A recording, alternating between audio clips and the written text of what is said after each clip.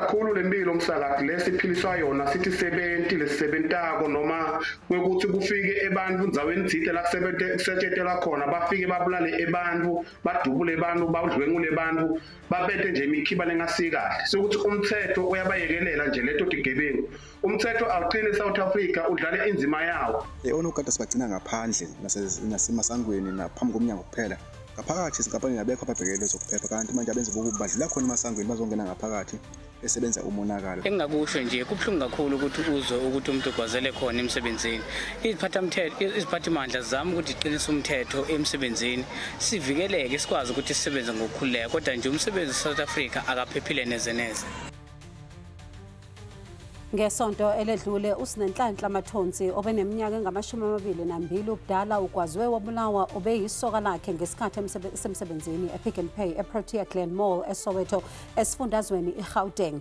As we commemorate Workers' Month, such incidences put a spotlight on issues of compliance with labour matters concerning working conditions. Lokhu kuhlanganisa mbukeli nokuqinisekisa indawo yokusebenza ephephile kunenempilo ukubambelela emthethweni emncane yamaholo kanye nokuhlinzeka ngokuqeqeshwa nokusekwa mbukeli okufanele kwezisebenzi. While the mining, tourism, agriculture, retail, factory as well as food and beverage sectors have been identified as the culprits, we're now seeing government buildings, mbukeli, hospitals, schools and parastatals joining the long list of spaces where workers' rights are sometimes infringed upon. That's our topic this week, mbukeli. Asikhulume, let's talk. Asikubingelela sikwamukela ohlelweni namhlanje. Igama lami ngingubongiwe uMakhumalo waKwaZwane. Khumbula ke mbukeli ukuthi ungaba ingxenye lolu hlelo, sishayele ucingo sizobona noma umbuzo wakho inombolo zethu 011 7140677 noma 011 7140678. Siyatholakala einkundleni zokuxhumana ku-X @SABC Izindaba, ku-Facebook SABC Izindaba. Ukuze kubelula ke mbukeli, qala #Asikhulume, #SABC News bese ke ubala umbuzo noma umbono wakho. Asikhulume.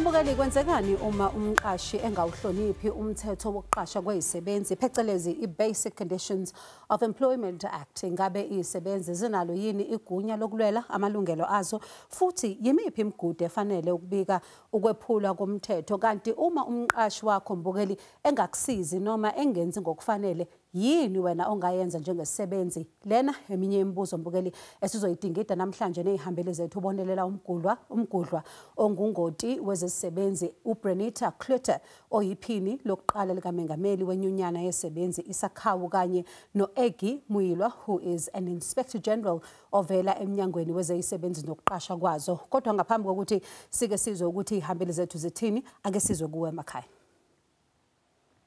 Ndakandayifumana mna ingxaki emsebenzini ndaqeshwa kwathiwa kufuna abantu abakhubazekileyo. Xa ndifika emsebenzini ndisebenze ndagxothwa kwathiwa andiboni mna kwathiwa ndizokwazi usebenza. Zange bawuthobele ke umthetho karhulumente wokuba makuqeshwe abantu abakhubazekileyo. Mina ngokubona kwami ngibona ukuthi asikaphephi emisebenzini ngoba abantu labanyenti bayatingenela kungathi kukhona laba kufunako kanti sebede bunye. Kuwadwane kwasemsinga lapha eMkhuzeni kwenzekile kwane project yamanzi eminyakeni ephelile baqasha abantu bendawo badonsela uIF inkampani eyisebenza mase kumele bayihole le mali abasayithuli kuze kube manje umasipala uyazi ikhansela liyazi akukho kwenzakalayo. Asibonga kakhulu ngombono wakho mbukeli. Now, sadly, of course, we've heard about yet another tragedy, this time at a Pick n Pay branch eManzimtoti, where a worker died on duty and the store reportedly continued trading for hours while the body remained on site. Now, under the South Africa's Occupational Health and Safety Act, what are employers legally required to do in situations like these? Let's bring in our panelists namhlanje ebusuku. Ngizoqala ngawe Bonelela. Uma uzwa ukuthi, for example, there is an employee who died inside the Pick n Pay store, as we've just heard, and then trading continues for hours. One wonders, ngokomthetho kuthini? Are we supposed to shut down the store and then maybe offer some trauma counseling to workers, or is it supposed to be business as usual? Thank you, Bongiwe. Mandizibusele na kwabantu ababukeleyo namhlanje. Ndiqale ngokuthi ibhlungu kakhulu into yalomuntu oswelekileyo emsebenzini.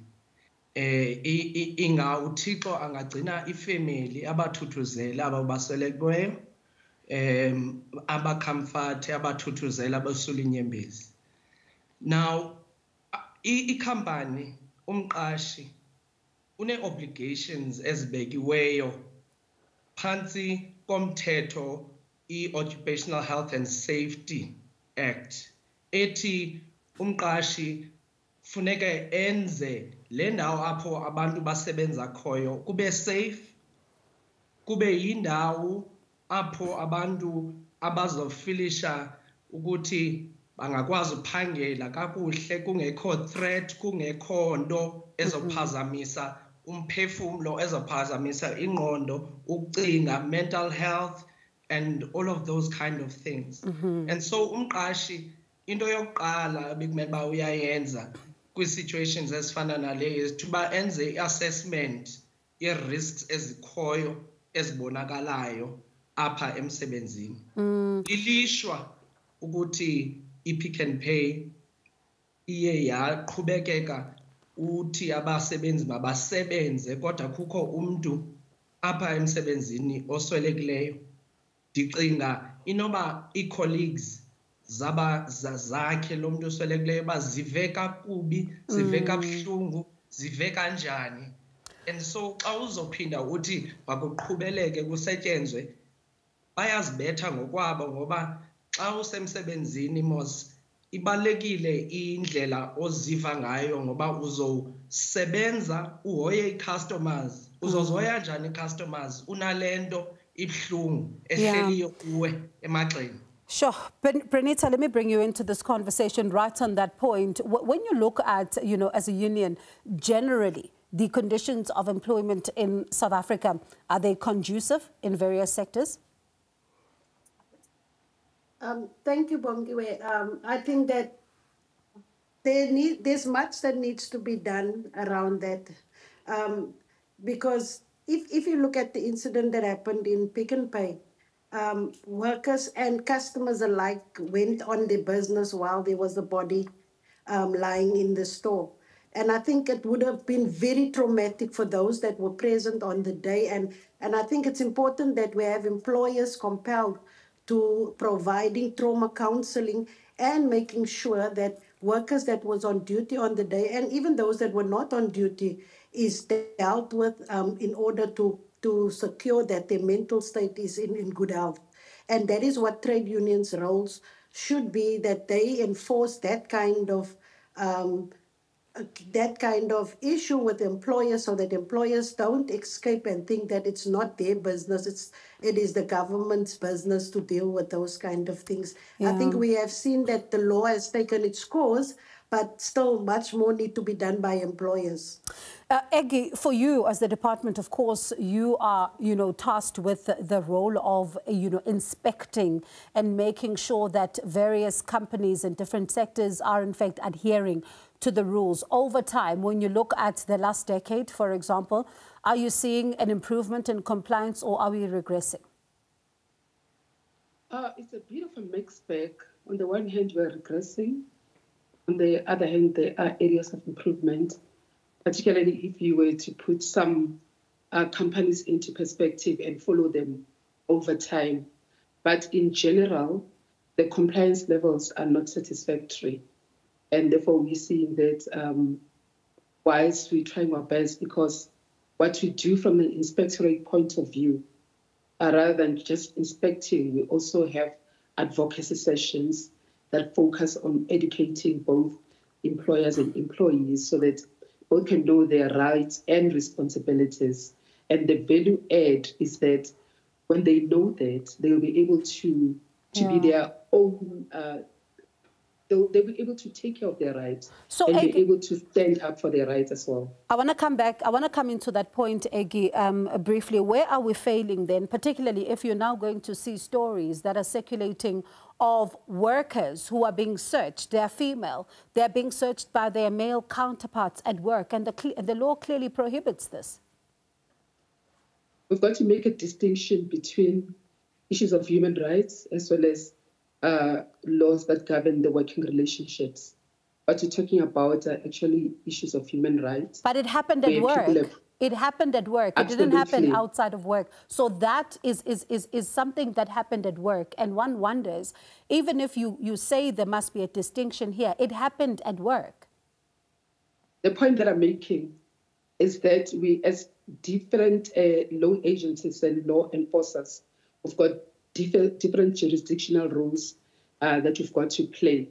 So when you look at the Department of Employment and Labor, we come in to regulate the health and safety environment, and we also look at working conditions. Yeah. Working conditions will be regulated through your BCA, national minimum wage, and so on and so forth.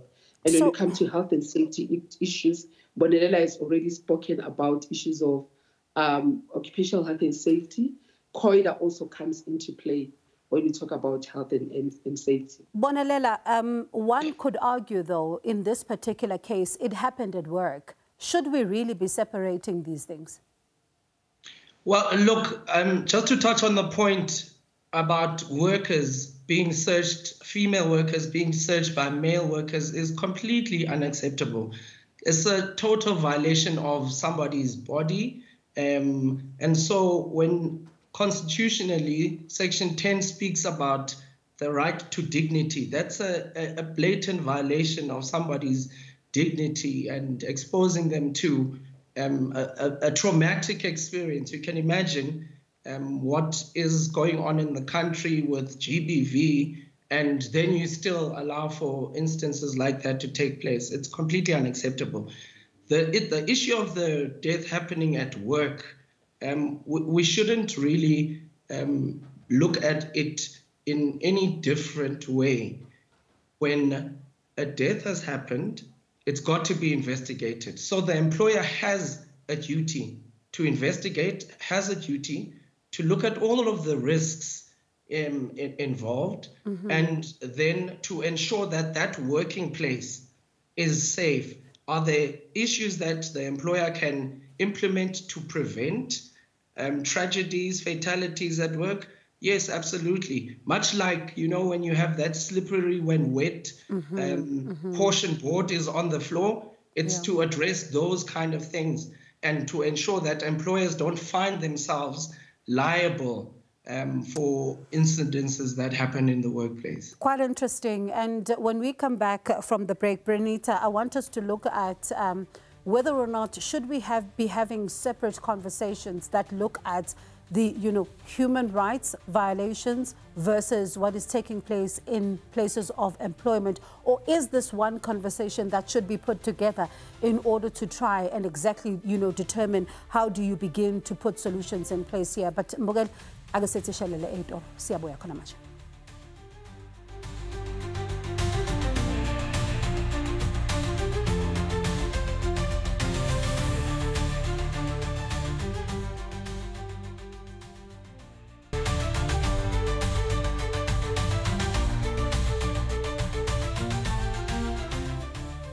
Mbogale Suno Sintle, Free State. Sintle, good evening. Good evening. Yes, go ahead, Baba, briefly. Yeah, man. I'm worried about this working environment, whereby we've been oppressed by our own people, Okay. Especially on the municipalities. The municipalities, management, we've got this municipality within management, it can oppress Abasebenzi even if the union itself. Guzo tolakala ukuthi union somewhere instead of ukuthi iseva ama interest Abasebenzi, ukuthi union because of they've got their own genders ukuthi white baba ama rep union. Ukuthi union ihamba no masipala. All right. Okay. So that's the problem that we are having. All right. Safe environment, as now working class is smoothly. Okay, Sintle Siyabonga Baba. Let me put your comment to Brenita because she is with Sakau. Brenita, Sintle is saying that it does seem like in some of the cases, the union will side with the employer instead of representing the rights of its members, and he's putting this in context of municipalities.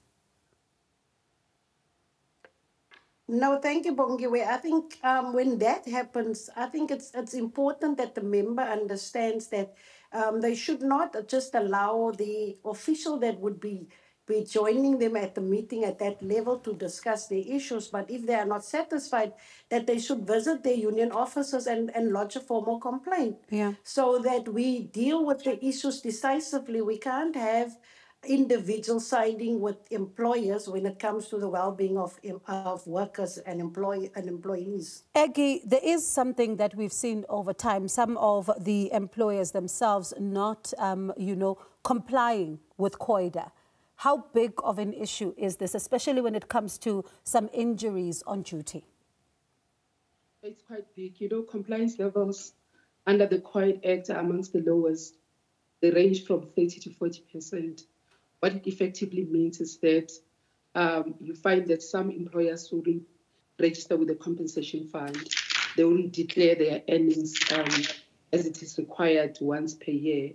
However, I need to point out that in instances where a worker could either contract an occupational disease or suffer an injury or even a death, when that gets reported to the COID or to the compensation fund, it gets considered, even if the employer may not be complying, so that you do not penalize the employee, because the responsibility to comply and make sure that compliance takes place lies with the employer. All right, quite interesting. So it's heartwarming to actually hear that someone, an employee will not be penalized here. But Bonelela, when you look at another issue that we've seen over time, especially in some cases, is that you find an employer is not paying, the contributions to either a provident fund or a pension fund, and then some of the workers are then finding themselves at a disadvantage.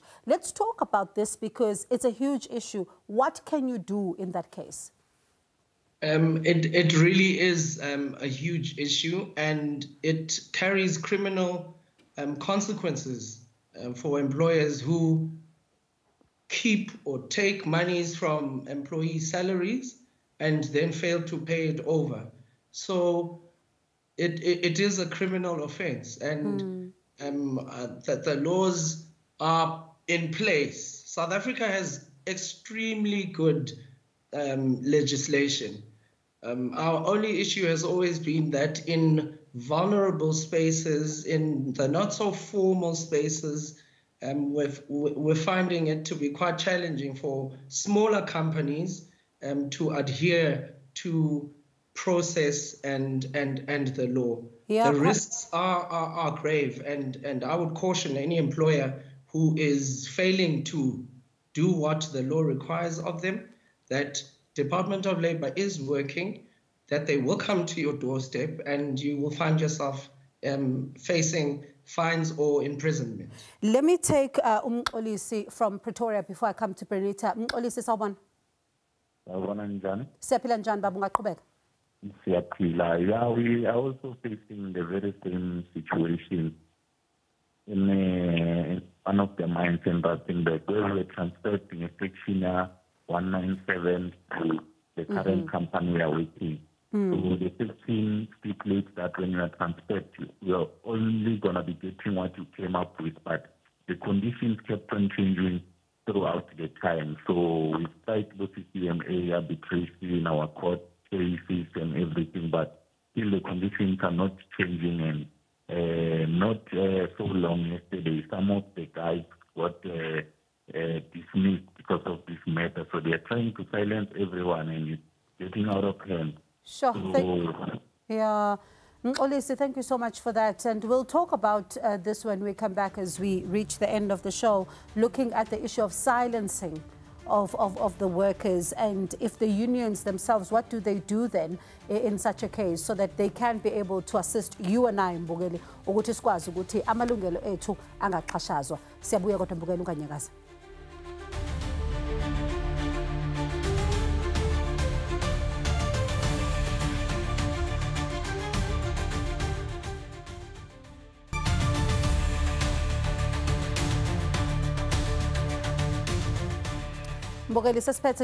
We've got about 4 minutes to the end of the show, but let's look at some of the issues, right, when it comes to how do we begin to address the issue of silencing. Bernita, let me come to you for your final thoughts. When you look at this issue of the silencing of employees who can't speak up at work, how do you address that as a union? Look, we probably have to set up toll-free lines where workers can actually raise the issues without fear or favor and remain anonymous if they wish to be anonymous, so that we at least have a platform where we can collate all the complaints and then make use of those complaints in order to drive change that we want to see in the workplace. I think that is the only way that we can address workers being silent on issues that actually impact heavily on their livelihood and at the work environment. Yeah. Thanks, Bongiwe. And for you, when you look at this issue, Bonelela, when it comes to the setting up of such places, what would work for, different companies, big or small, in order to be able to provide safe spaces for workers to be able to blow the whistle safely? Sure. So I think, firstly, big or small, corporates, what's important is to allow for employees to have that conversation with you, and or you putting training measures in place to give employees the comfort of being able to report things without jeopardy, without being victimized. By doing so, you're actually helping yourself as an employer, because you are going to pick up issues across the board that are going to help your business to function optimally. And employees also have the Protected Disclosures Act, which safeguards all South Africans to be able to voice irregularities, corruption, and the likes, and to protect people from being dismissed for doing so. So when we train employees to know that you're protected, there are rights in place. If the employer decides to bullet you for reporting, then you have the law in your corner. So you can go to court, you can go to the CCMA, and you will have your protections there. Eggy, for you, in about 30 seconds, what's your advice to companies on this one? Worker rights are human rights. At the core of our law is the whole concept of decent work. Employees have got to have a voice. All our laws are meant to make sure that the rights of workers are protected, and that also the employers have got their responsibilities taken care of. We've got offices throughout the country, about 125. We are at your service as a department. The laws that we have that you regulate are meant to work for you and make your life better in your occupational space. Let me thank you all for your time and for speaking to us. Mbukeli, nawe sikubonge kakhulu ukuthi ube ingxenye lolu hlelo kanye nezihambeli zethu. Ubonelela Mgudlwa ongungoti wezisebenzi kanye no Bernita Klutter oyiphini lokuqala likaMengameli wenyunyana yezisebenzi isakhawu, futhi sibe no Eggy Mwilwa, who is an Inspector General emnyangweni wezisebenzi nokuqashwa kwazo. Uma uphuthele Mbukeli liyaphinda futhi uhlelo kusasa ku SABC 1 ngehora lesithathu emini. Usale kahle.